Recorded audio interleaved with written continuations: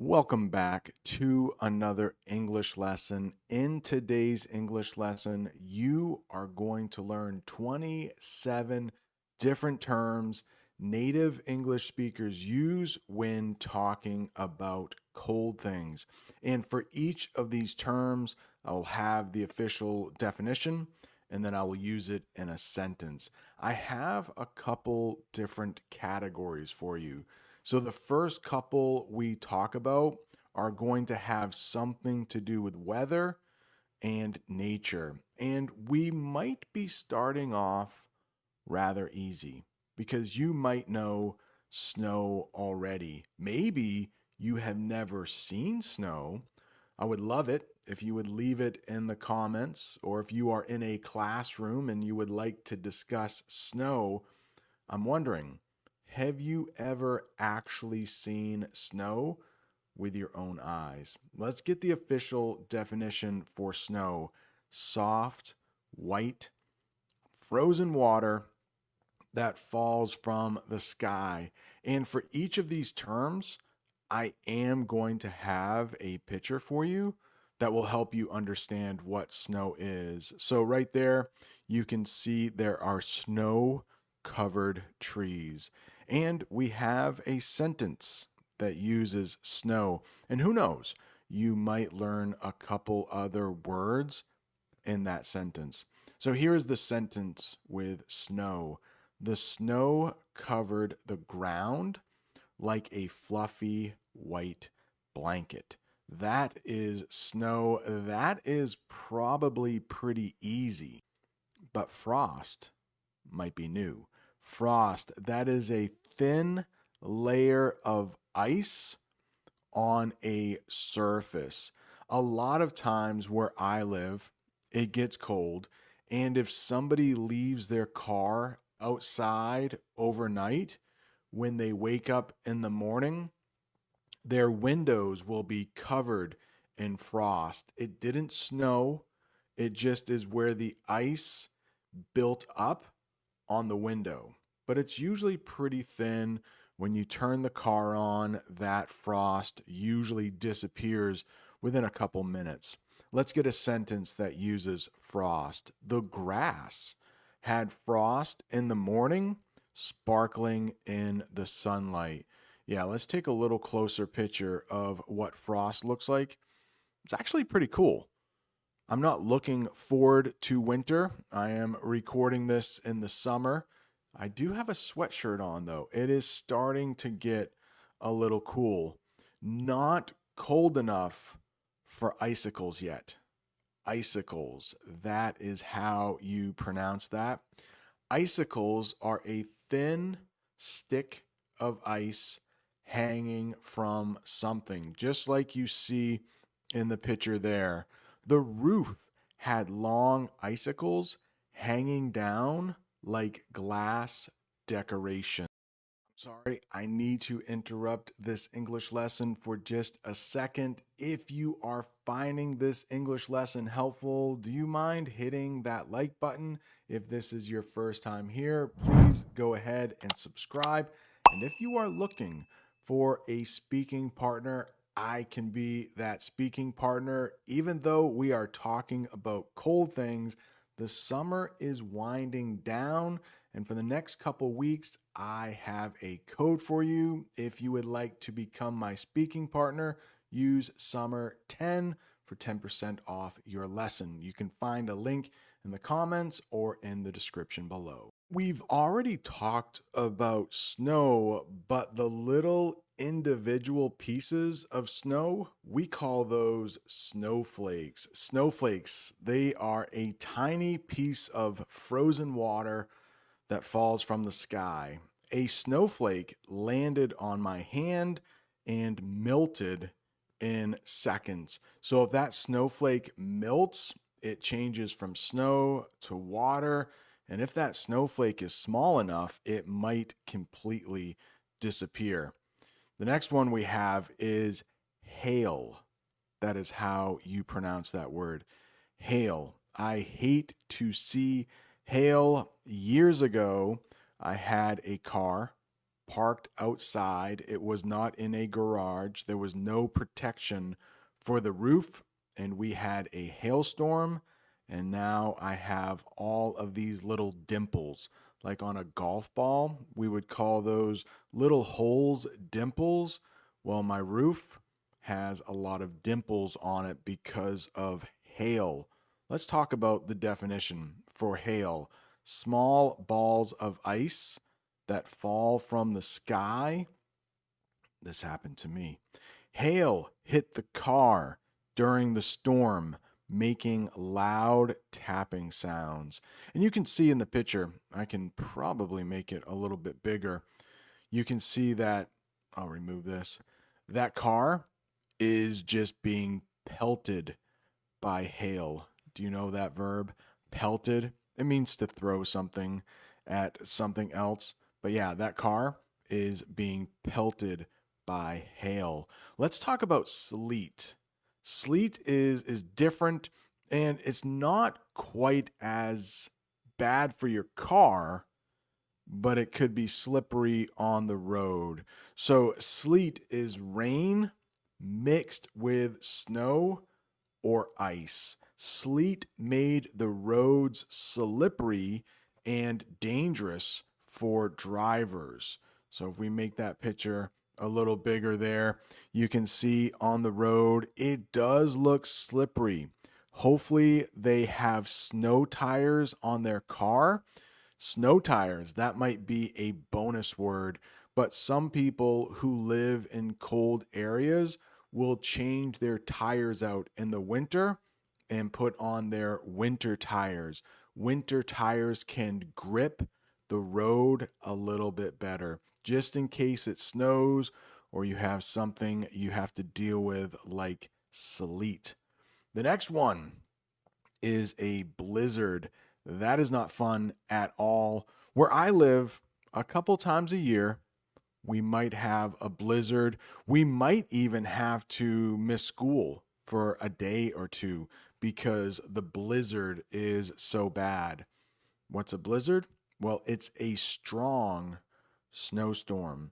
So a snowstorm might not be that bad. Maybe we miss we miss school for a couple days, but a blizzard might cause us to miss school for a few more days. It's like a really bad snowstorm.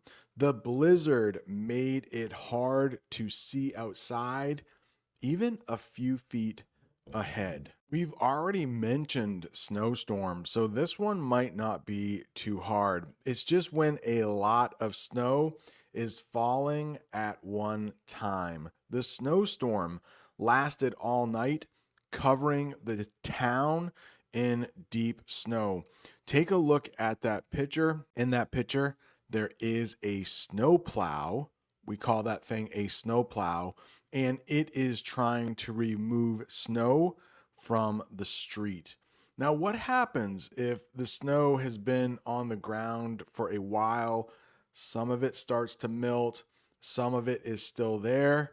You might have something that I hate, and it is called slush. Well, we're going to talk about a type of slush that I do like in just a minute, but this type can be really nasty. You have it where I live a lot in the spring. This is wet snow mixed with water. The sidewalk was covered in slush, soaking my shoes. This is another type of slush which I love. You might have a word for this in your own language, but it's basically crushed ice and you can add flavors to it. I don't know about you, but my favorite flavor for a slush is something we call blue raspberry. There are no raspberries that I know of that are blue. I know red raspberries and even black raspberries, which we might call blackberries, but there isn't anything such as blue raspberries, but it is my favorite flavor of slush. This is the section for objects, food, and drinks. And the first one we have talked about already. So this might be review. Ice. Ice is frozen water. There is ice in my drink, clinking against the glass. Do you know that verb, clinking? Think about a glass. Think about some ice cubes. We will talk about those next. But if you put ice cubes in a glass and you move that glass, when the ice cubes hit the glass, we would say it is clinking against the glass.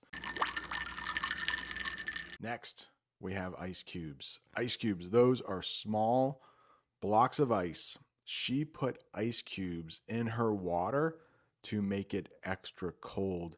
And I think Americans really love cold drinks, so they use a lot of ice cubes. Let me know, do you put ice cubes in your drinks, or are you just happy if they're cold? They don't have to be freezing. Freezing means even colder than cold. Speaking about freezing, you might have a freezer in your house. Maybe you keep your ice cream in a freezer. We are going to talk about ice cream a little later, but a freezer is a cold part of a fridge. And we are going to talk about fridge next, or refrigerator. So the freezer is a cold part of a fridge where food is kept frozen. A lot of F's in that sentence. The ice cream is in the freezer next to the frozen vegetables. Let's take a look at a fridge, and we'll talk about both of those again, fridge and freezer.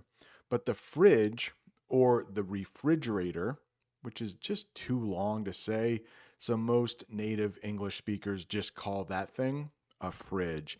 A fridge is a machine that keeps food cold, not frozen. That is where the freezer comes in. But you could definitely put milk in the fridge. Here's a sentence using fridge. The milk is in the fridge on the top shelf. So take a look at this. These are basically the same thing. It's just one is called a fridge because a lot of native English speakers get lazy. We won't call it a refrigerator. And then the freezer has things like ice in it and frozen meats. So fridge is short for refrigerator. Next, we have something that's a little different from a slush. We have something called a popsicle. A popsicle, this is frozen flavored water on a stick. The popsicle melted in the sun, dripping down my hand. Take a look just in case you don't know what a popsicle is. There's a picture for you. Next, we have one of my favorite things in the world. This is ice cream. And ice cream is sweet, frozen milk dessert. Yeah, there is usually a lot of sugar in ice cream. Here's a sentence that uses the term ice cream. We had chocolate ice cream for dessert after dinner. Please let me know in the comments, what is your favorite flavor of ice cream? Mine, definitely, just like the sentence says, it is chocolate. So these next few items that are cold are going to be places and animals. Let's talk about an iceberg first. Take a look at that picture. It might help. An iceberg is a huge piece of ice floating in the ocean.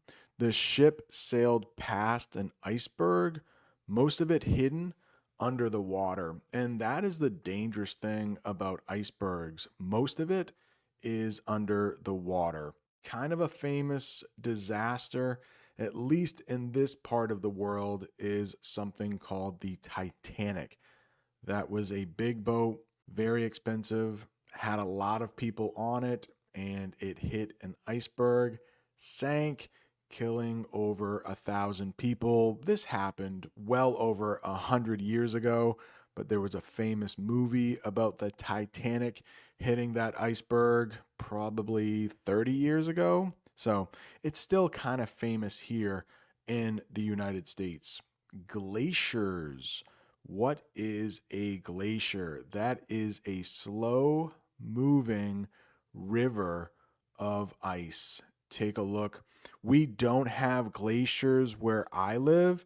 You have to go pretty far up north or really, really far down south, like in Argentina or Chile or maybe the Arctic. The glacier is melting because of warm weather in the summer. How about this guy? Do you know this guy? A polar bear, one of the most dangerous animals in the world for humans. Polar bears are one of the few animals that will actually hunt and eat humans. So if you ever come across a polar bear, there's a good chance you are going to get hurt. Try to avoid polar bears. But a polar bear is a large white bear that lives in cold places. The polar bear walked across the ice looking for food. And if he sees you, he might think you are food. Hey, we go from a very dangerous animal to one of the cutest animals on the planet. I know I am asking you a lot of questions to leave in the comments, or if you are in a class, you can discuss this. But what is your favorite animal? If I had to pick, penguin is in the top five. A penguin is a black and white bird. Guess what? It also lives in cold places. I mean, we are talking about cold things. So penguins have to live in cold places, right? The penguin slid on the ice towards the water. Here's another place that is going to be cold because it has snow on it, and that is a ski slope. Ski slope. A ski slope is a snowy hill for skiing. I'll make that picture a little bigger. We went down the ski slope fast, feeling the wind in our faces. Here is another cold place. I've been to many ice rinks. I have plenty of ice rinks where I live. And an ice rink is a place to skate on ice. We went to the ice rink to skate with our friends. One very popular sport to play at an ice rink is the game of hockey. What about this thing? The Arctic. The Arctic, that is at the top of the world. We'll talk about Antarctica in a minute. That's at the bottom of the world or at the bottom of the earth. But the Arctic is the very cold area at the top of the earth. The Arctic is home to polar bears, seals, and snowy owls. Antarctica is down below. That is a cold continent at the bottom of the earth. Penguins live in Antarctica, where the land is covered in ice. Have you ever been ice fishing? I have. I actually made an English lesson about ice fishing. Rig it like this. So when the fish bites and it starts reeling, flag comes up. And everyone yells, "Flag!" and you start running. Okay. And then you, hopefully, with all luck, you reel in a fish. All right. How many fish do you think we'll catch today? We're only staying a little while, so 2. 2 fish. Yeah, my guess is 2. Okay, that's our goal. We need to catch 2 fish. Yeah. I can leave a link to that at the end of this video. Ice fishing is fishing through a hole in the ice. He went ice fishing on the lake, waiting for a fish to bite. If you look at the picture, it does look like that person caught a fish. Now, all of these terms are going to have something to do with either body or clothing. This first one has something to do with the body. It's a verb and it's something you do when you get cold. So if I am cold and I am shivering, I might look like this. You see, can you see? My hands kind of shaking. My whole body might be shaking a little bit. If you look at that picture right there, this woman looks cold and it looks like she is shivering. The official definition for shiver: to shake because you are cold. I started to shiver in the cold wind, even with my coat on. And we have a special term for a coat you wear when it's cold. Not easy to say, but this is easy to say. A winter coat. That's what we call it, a winter coat. That is a heavy coat for cold weather. I wore my winter coat outside because the temperature was below freezing. But we also have snow boots. Now, you can wear a winter coat when it's cold, but you really can't wear a snow coat. We don't have that term in English. We have snow boots, but if you want to call them your winter boots, that will not sound strange for native English speakers. Snow boots, winter boots, pretty much the same thing, and they are exactly what they sound like. Snow boots are boots for walking in the snow. She put on her snow boots before going out to play. If you don't wear your snow boots, if you don't wear your winter coat when it's really cold, you might get frostbite. That is an injury from very cold temperatures. He got frostbite on his fingers after staying outside too long. Now, we didn't talk about the things you can wear on your hands to protect you from the cold. Those are called gloves. If you don't wear gloves when it is too cold, your hands can get frostbite, which looks like that is what happened to the person in the picture. Your nose is one of the first places to get frostbite when it's very cold. But if it's very cold, you could build a snowman. Take a look at that picture. A snowman is exactly what it sounds like, a man made from snow. They made a big snowman in the yard with a carrot for a nose. And that is going to do it. Congratulations, you made it to the end of a very difficult English lesson. Right down there below is an English lesson I did about warm things. If you check the description, I will leave a link to the English lesson I did with my brother while ice fishing. Thanks so much for watching. See you next time.